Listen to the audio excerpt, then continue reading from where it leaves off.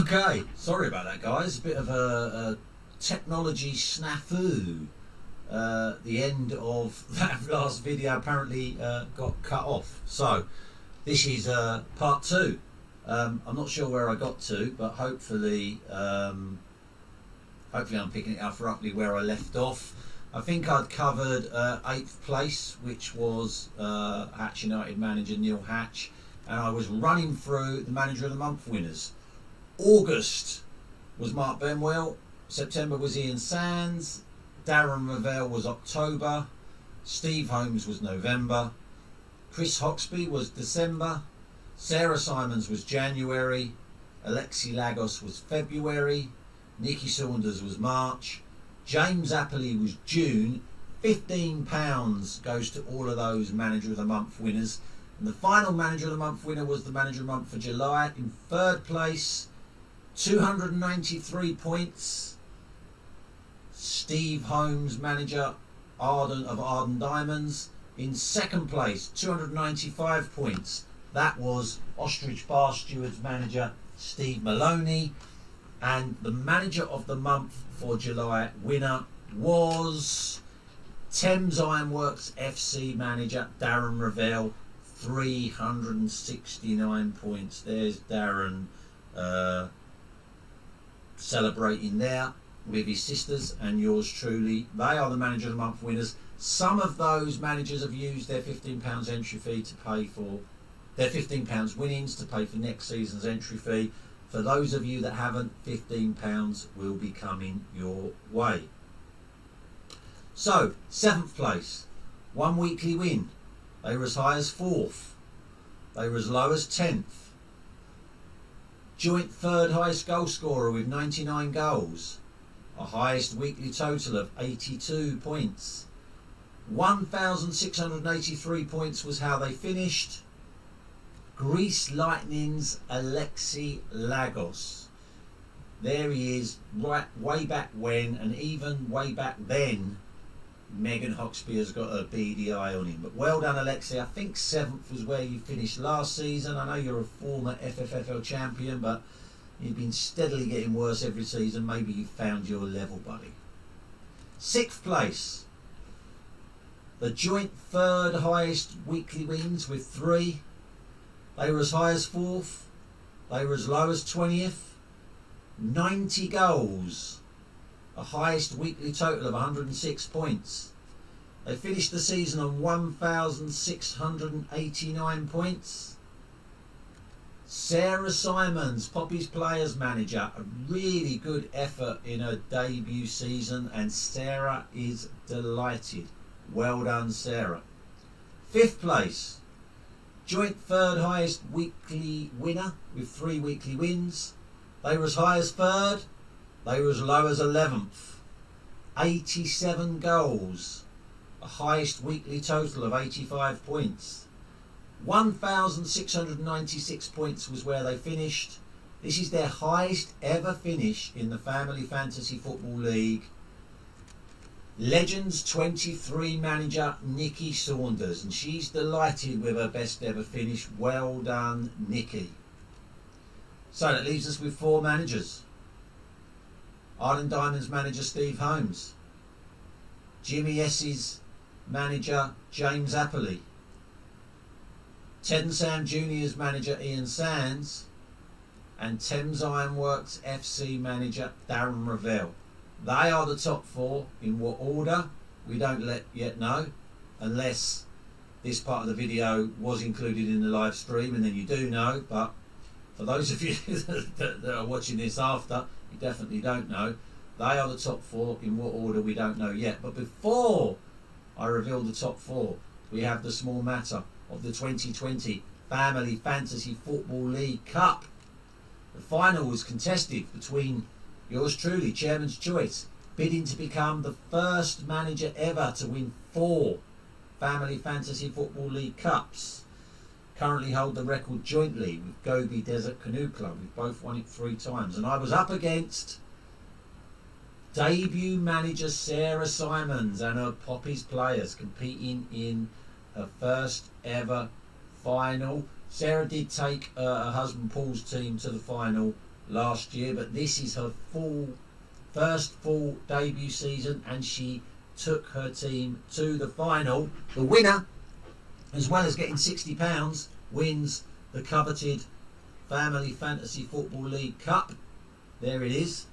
And I can reveal that the scores were Poppy's players 31, Chairman's Choice 20. So well done, Sarah Simons, in your first full debut season. You are a cup winner.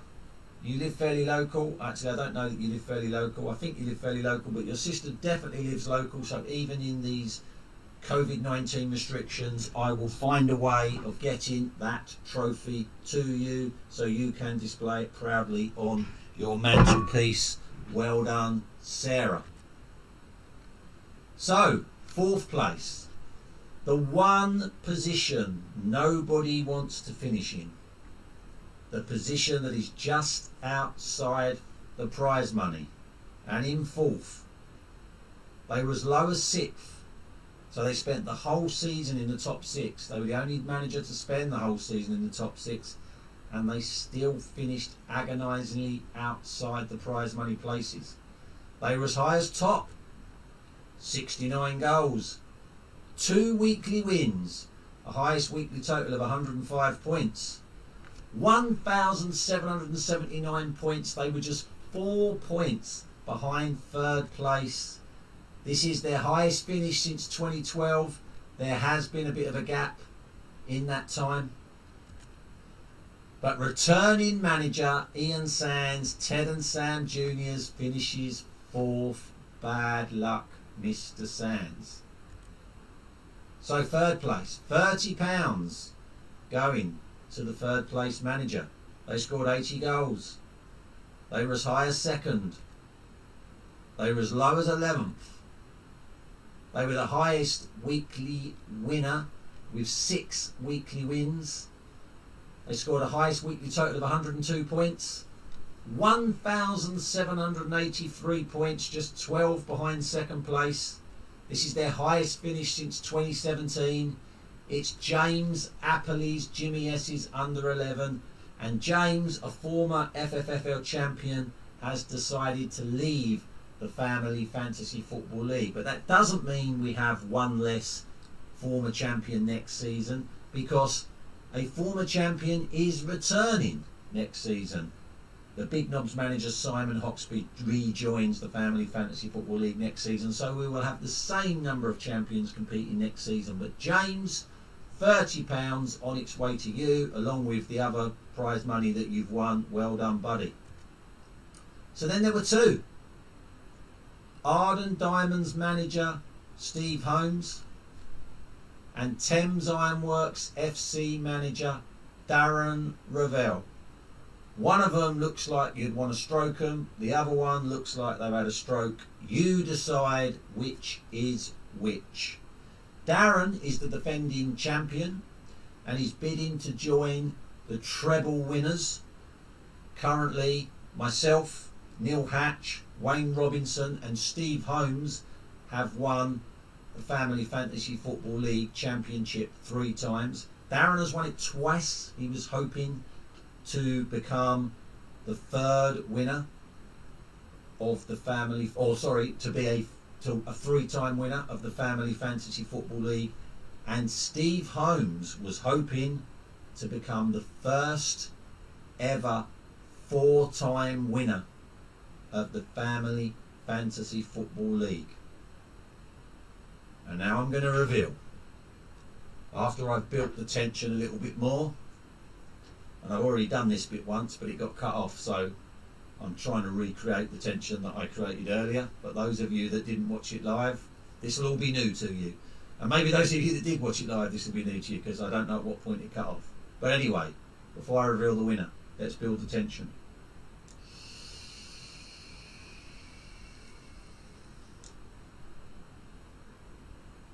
Twice better.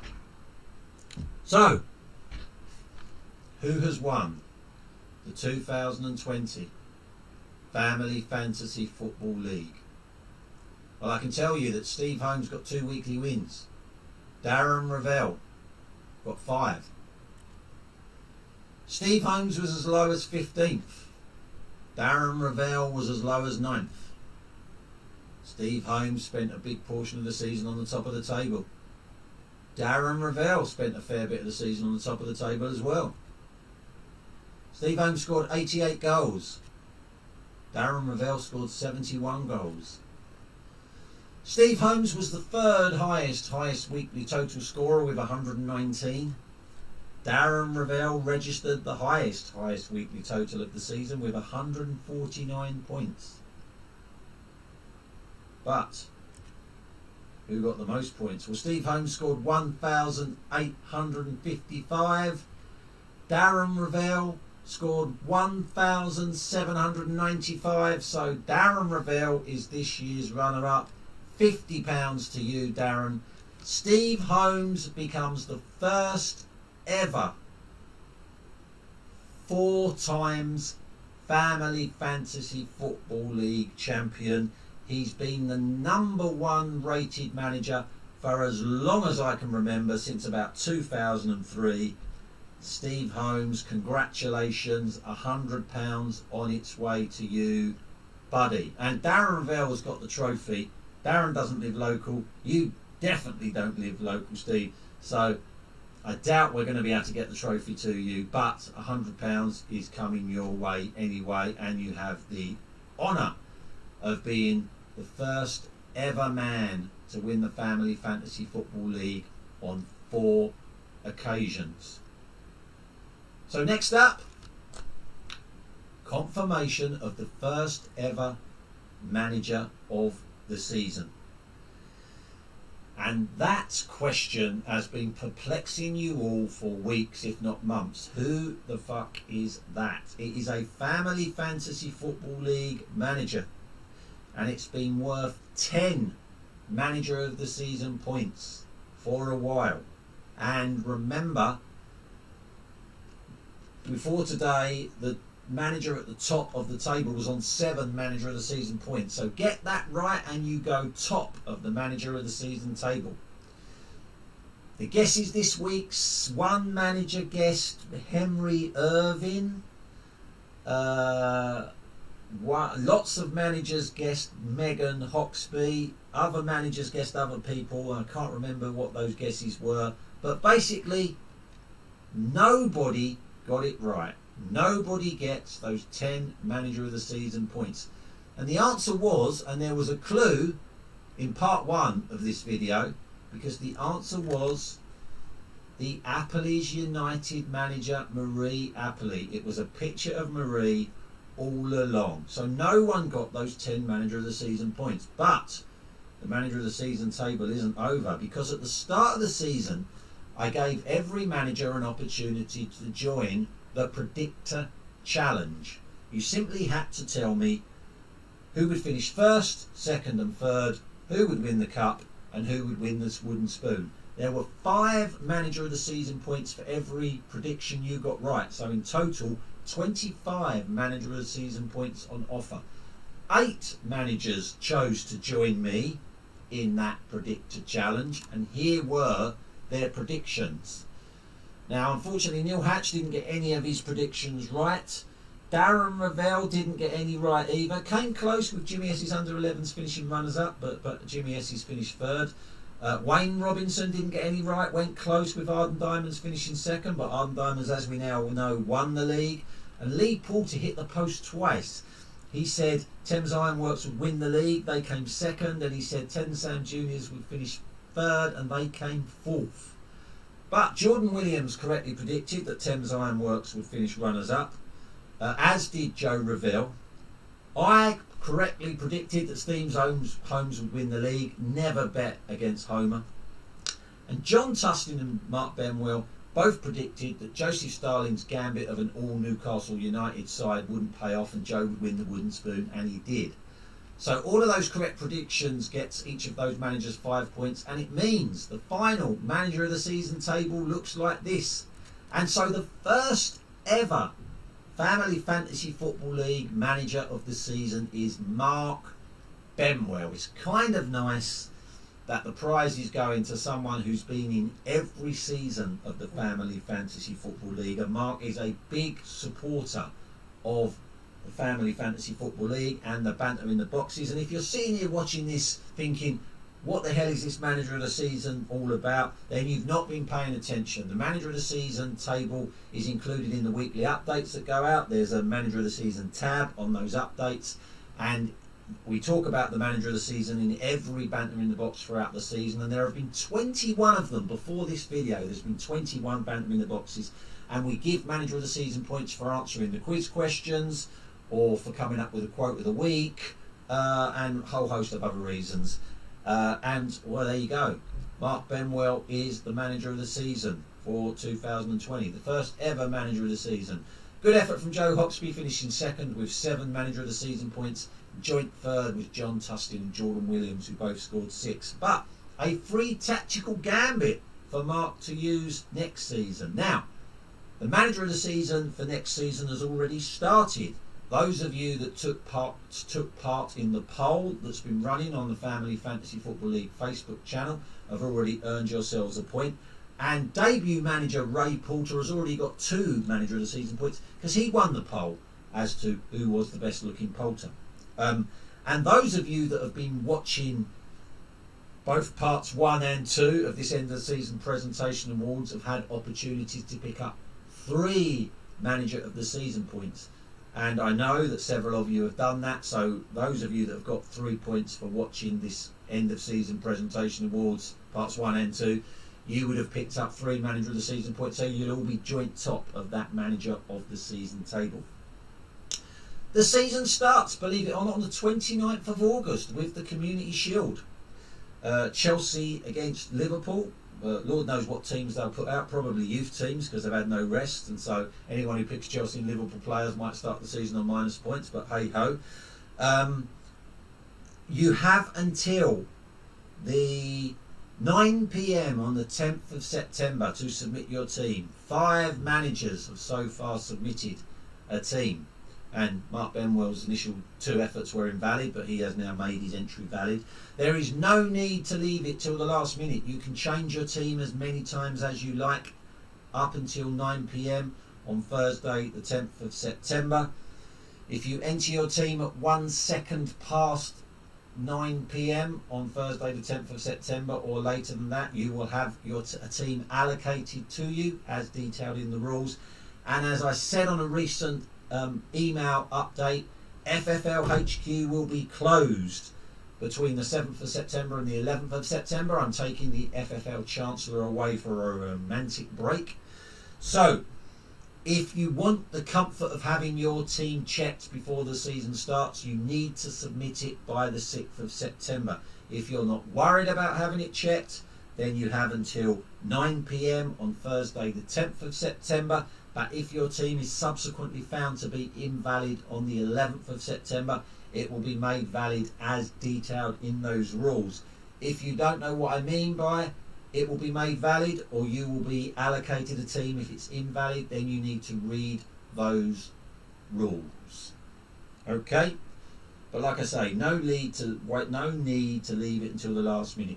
Please don't make the same mistake that Marie Apperley did at the start of this season. She left it until 19 minutes before the deadline, entered a team that exactly added up to 77 million, which was the budget at the start of this season, and then found out it only had 10 players. And that's it. That is it. Thank you very much for watching this end of season presentation awards. Thank you, really thank you to those of you that watched the live stream and then cut off at the end, and so have had to watch some of it again in order to see it through to the end. Enjoy the mid-season break, all 12 days of it, and I really hope you enjoy next season. For those of you that haven't yet read the rules, please do so. If you have any questions, don't hesitate to ask me what those questions are. If they're stupid questions, be prepared to get ridiculed in future Banter in the Box videos, but hey, that's all part of the fun. And I hope to see you all soon. Thank you very much. Bye bye.